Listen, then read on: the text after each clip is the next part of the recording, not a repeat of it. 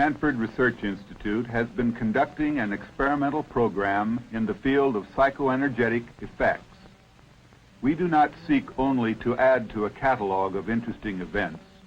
Rather, the purpose is to apply objective scientific analysis in the study of these reported phenomena to determine whether a pattern of cause and effect relationships can be established of the type more familiar in the physical sciences. This film describes a 5-week investigation conducted at Stanford Research Institute with Uri Geller, a young Israeli. The film portrays experiments that we performed with him just as they were carried out. Each scene has been taken from film footage made during actual experiments. Nothing has been restaged or specially created. It is not the purpose of the film to demonstrate any purported psychic abilities of Mr. Geller, but rather to demonstrate the experiments done with him and his response to the experimental situation. This is Uri Geller. One of the types of demonstrations that Geller likes to do is to sit with a group of people and attempt to send a number to various people in the room.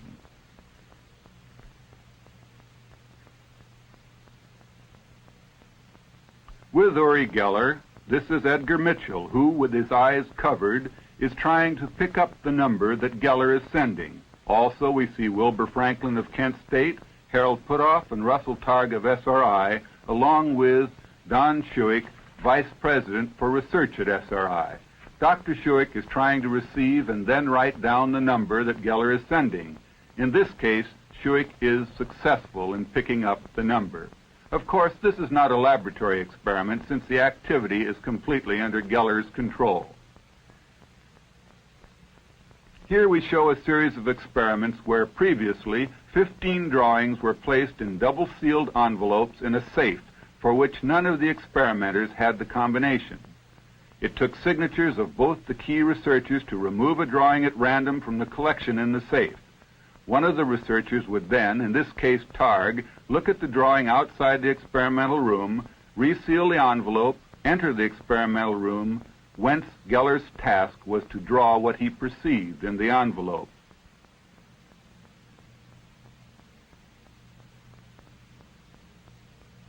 This is Geller's representation of what he believed was sealed in the envelope. At no time during these experiments did he have any advanced knowledge of the target material.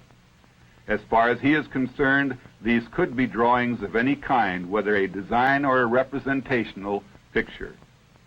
In fact, this is the most off-target of the drawings that he did.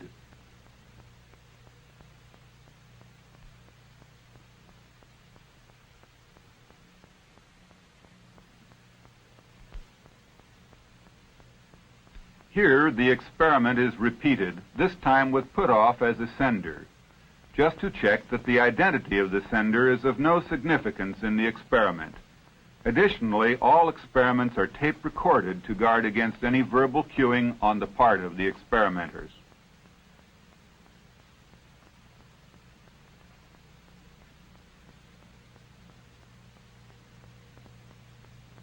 This is the drawing that Geller has made to correspond to the target object.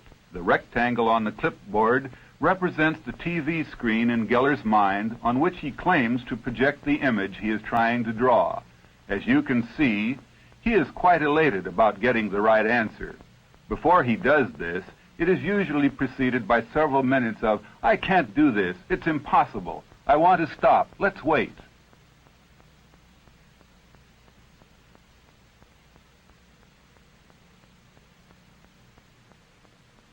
Here in the laboratory notebook, on the left side of the page, you see the original targets, and on the right, Geller's responses.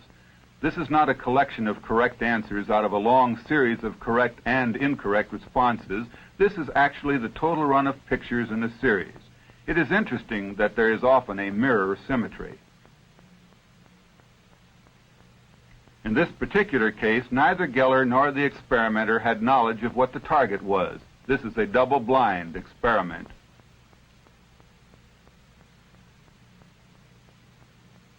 Here on the upper left of the page is a picture that was brought to SRI by an outside government consultant and sealed in his own envelope.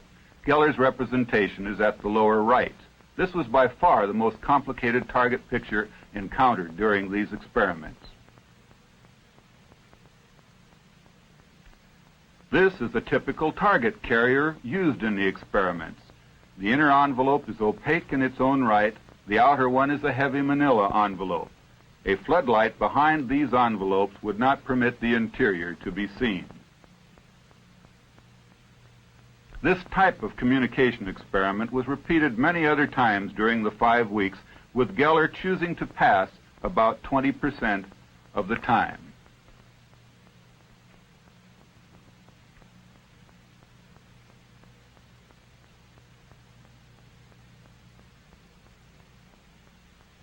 It is interesting that when he drew his response in this case, he didn't recognize the object as eyeglasses. It seemed to him to be an abstract drawing. In general, these drawing experiments were not double-blind, as one of the experimenters knew what was in the picture in the envelope.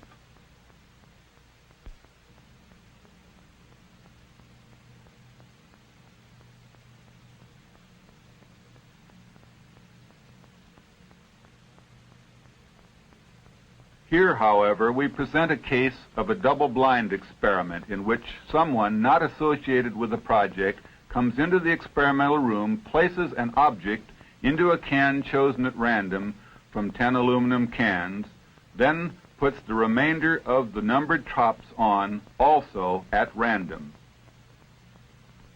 The randomizer then leaves the area, and the experimenters enter the experimental area with Geller, with neither the experimenters nor Geller knowing which can contains the object.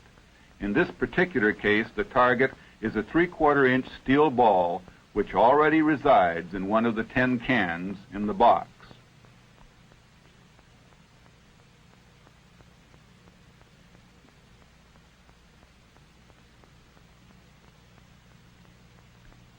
The 10 cans having been arranged neatly, Geller's task now is to determine which of these 10 cans holds the steel ball bearing. He doesn't touch the cans or the table. The experimental protocol is for the experimenter to remove the cans one at a time in response to Geller's instructions as he points or calls out a can top number.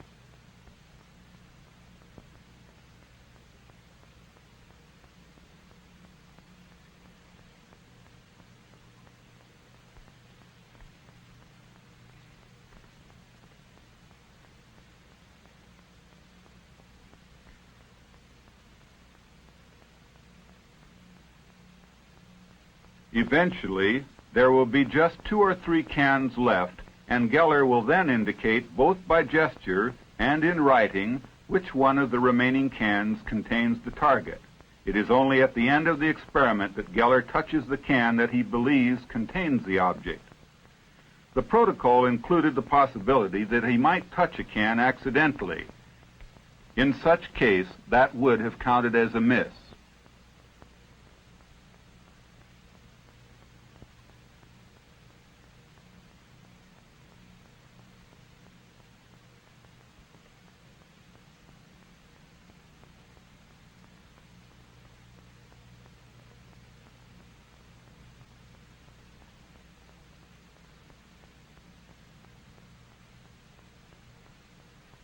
Here he writes the selected number. This, you might say, is a kind of 10-can Russian roulette. He has made his choice.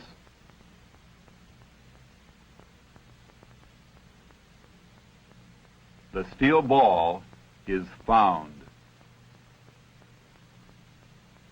In later repetitions of this same experiment, he was finally weaned away from the dowsing technique where he runs his hands over the cans. He got to the point where he could walk into a room, see the cans lined up on a blackboard sill, and just pick up the one that contained the target. We have no hypothesis at this point as to whether this is a heightened sensitivity of some normal sense or whether it is some paranormal sense. Now, we are repeating the experiment with a different target object. One of these cans is filled with room temperature water. Again, the can was filled by an outside person who randomized the position of the cans. Then the box that contained the cans was rotated by a second person so that there is no one person in the room who knows the location of the target can.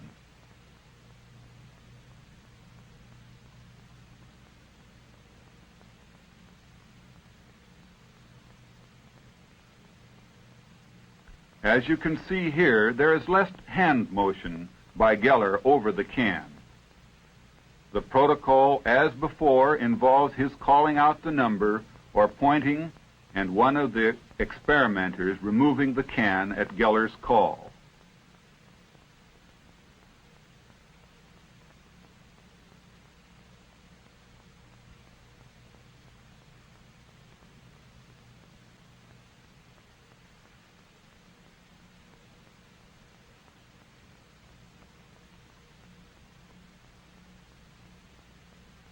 At this point in time, he is asked to make his choice both by writing the number down as well as making a selection by hand.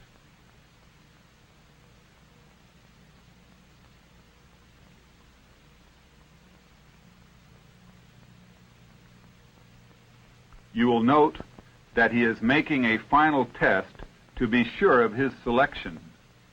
Tentatively, he reaches, and having made the selection, now looks to see whether water is inside the can.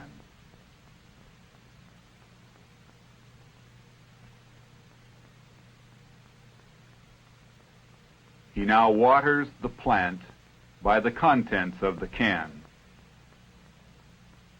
You will note he is very pleased with finding this target because he had doubts at the outset whether he would be able to locate a can filled with water.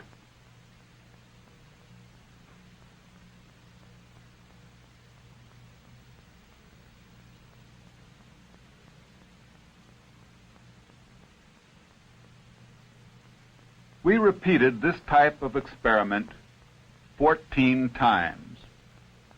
5 times involved the target being a small permanent magnet.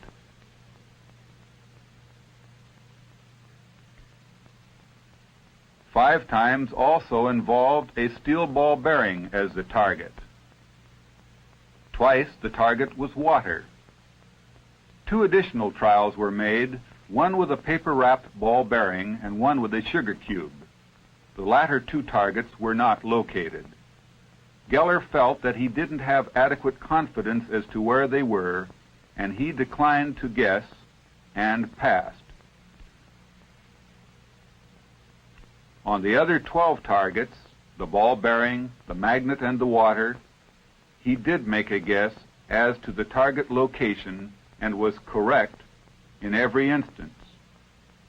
In subsequent work with another subject, we found the subject experiencing a highly significant difference in his ability to find various targets as compared with finding the steel ball bearing. The whole array of this run had an a priori probability of 1 part in 10 to the 12th, or statistics of 1 trillion to 1.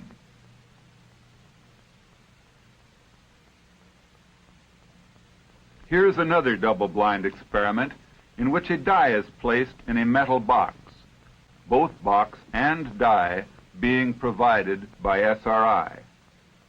The box is shaken up with neither the experimenter nor Geller knowing where the die is or which face is up.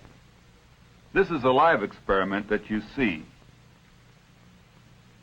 In this case, Geller guessed that a 4 was showing, but first he passed because he was not confident.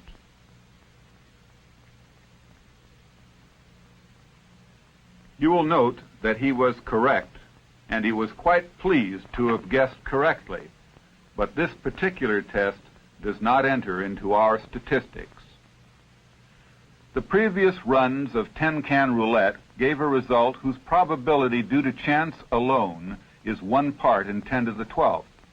We decided at the outset to carry out the die and box experiment until we got to 1,000,000 to 1 odds, at which time the experiment was terminated. Out of 10 tries in which he passed twice and guessed 8 times, the 8 guesses were correct, and that gave us a probability of about 1 in a million. We would point out again there were no errors in the times he made a guess.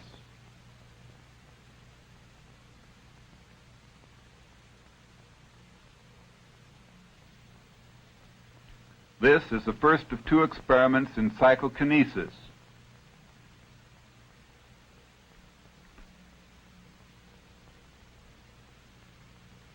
Here, a 1-gram weight is being placed on an electrical scale.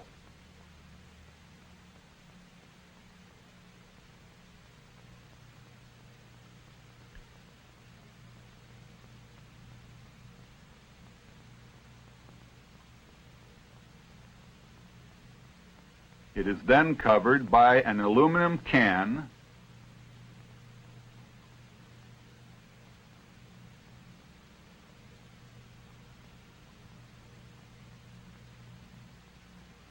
and then by a glass cylinder to eliminate any deflections due to air currents.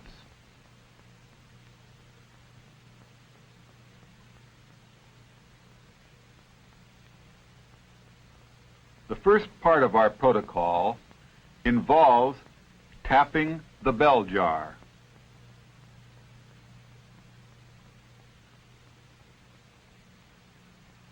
Next, tapping the table.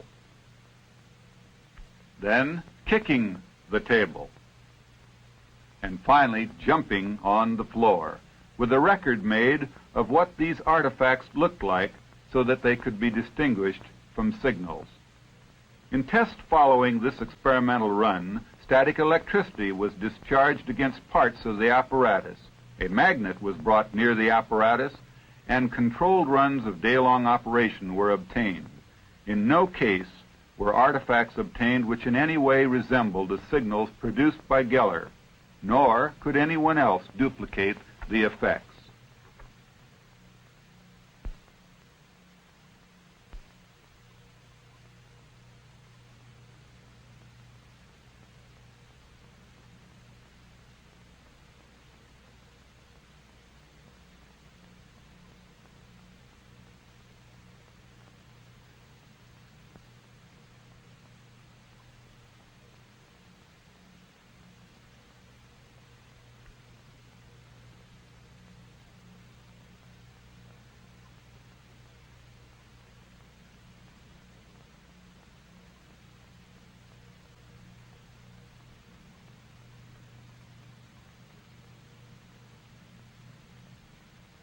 On this chart recorder printout, the bottom 4 signals show the type of artifact that results from tapping or kicking the table. They are small AC signals with a time constant characteristic of the apparatus. The upper 2 traces, on the other hand, are apparently due to Geller's efforts. They are single-sided signals, one corresponding to a 1,500 milligram weight decrease, the other corresponding to an 800 milligram weight increase. Those types of single-sided signals were never observed as artifacts with any other stimuli. We have no ready hypothesis on how these signals might have been produced. The width of the signals produced by Geller was about 200 milliseconds. The chart ran at 1 millimeter per second. It was of interest to note that Geller's performance improved over the period of experimentation, starting with 50 milligram deflections and arriving at 1,500 milligrams.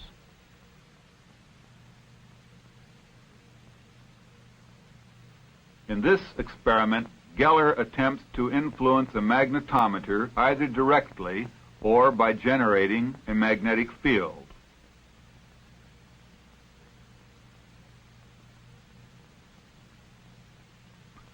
The full-scale sensitivity of the instrument is 0.3 of a Gauss, and as is clear in this instance, his hands are open.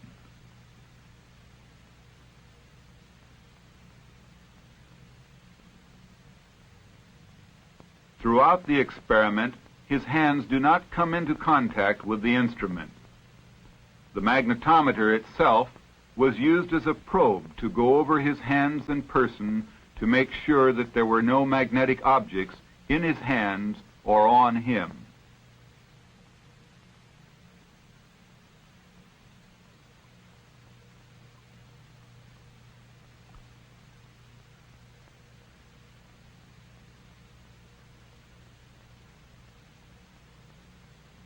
Here you see substantial fluctuations both to the left and to the right, almost full scale in certain cases on the magnetometer meter. These fluctuations are sometimes uncorrelated with the motions of his hands.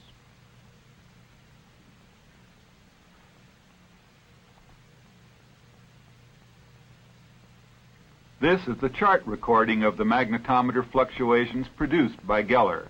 We see here full-scale fluctuations of 0.3 of a Gauss, which is a significant magnetic field, comparable to the Earth's field. After each of these experiments, we would in general discuss the results with Geller, show him the strip chart recording, and talk about the significance of his experiments. He was very interested in the experiments we were doing because he had never taken part in laboratory experiments of this kind before. The following is an experiment which in retrospect we consider unsatisfactory as it didn't meet our protocol standards. Here the task is to deflect the compass needle, which indeed Geller does.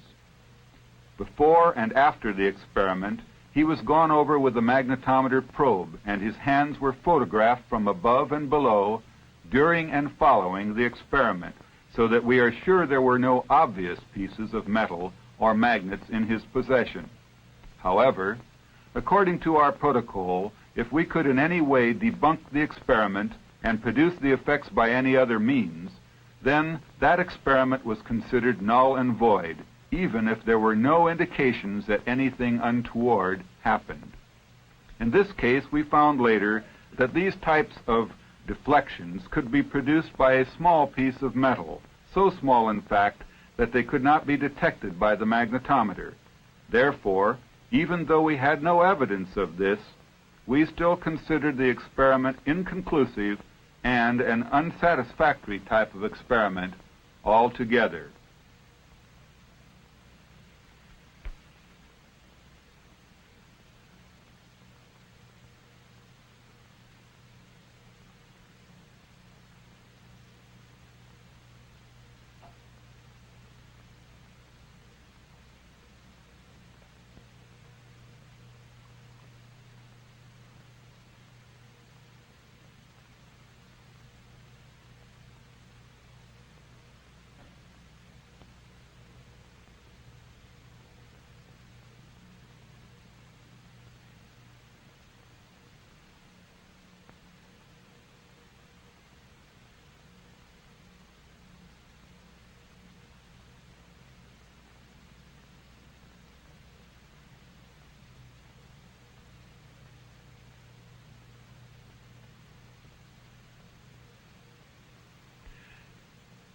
A look at the lower mirror affords one the best view.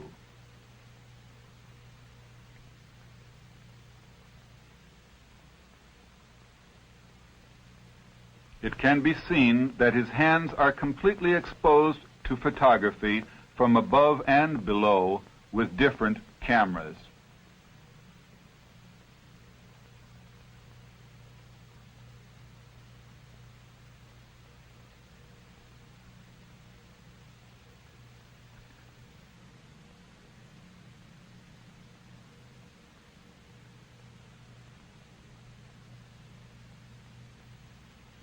These are a series of unconfirmed physical effects that need further investigation.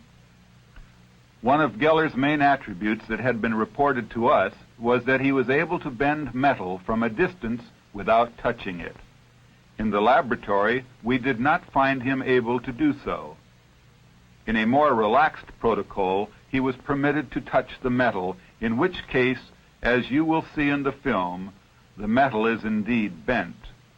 However, it becomes clear in watching this demonstration on film that simple photo interpretation is insufficient to determine whether the metal is bent by normal or paranormal means.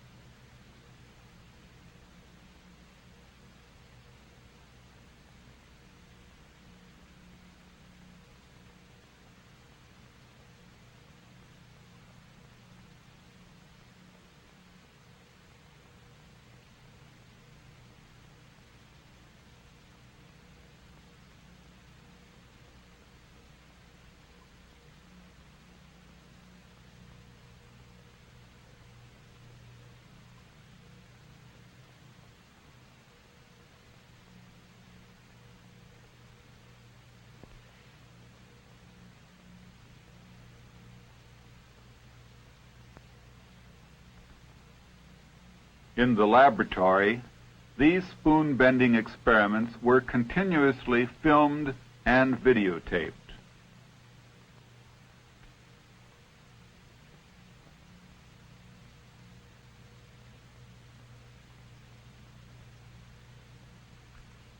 It is evident that sometime during the photographic period, this stainless steel spoon became bent.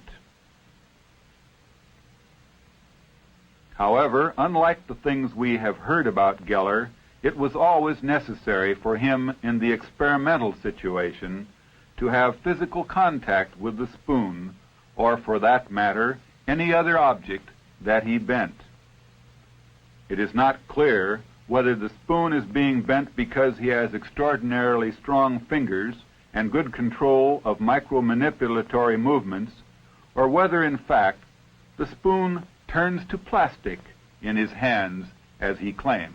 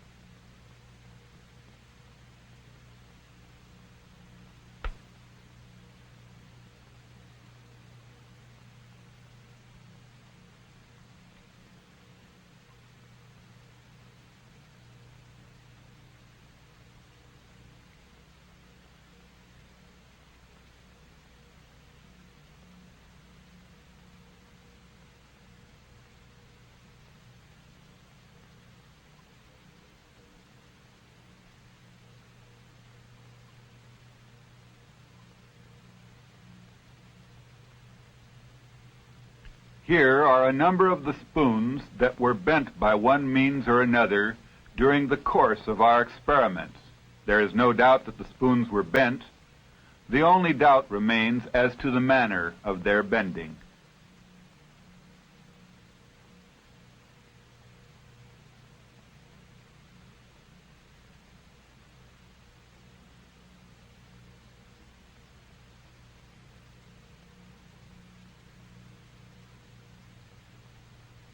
Similarly, we have rings that were bent by Mr. Geller.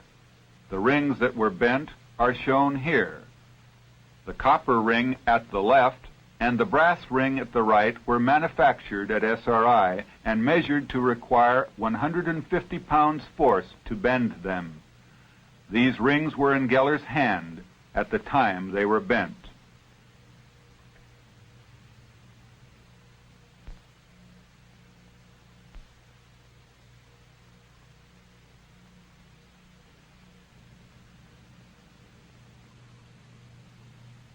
This brief recap is to remind you of those experiments we feel were best controlled. They are the 3 perception experiments, including the hidden drawings in envelopes, the double-blind hidden object experiments, and the double-blind die-in-the-box experiment. The 2 psychokinetic experiments, the depression or raising of a weight on an electrical scale, and the deflection of the magnetometer, also do not seem to admit of any ready counter hypothesis. What we've demonstrated here are the experiments that we performed in the laboratory and should not be interpreted as proof of psychic functioning. Indeed, a film never proves anything. Rather, this film gives us the opportunity to share with the viewer observations of phenomena that, in our estimation, clearly deserve further study.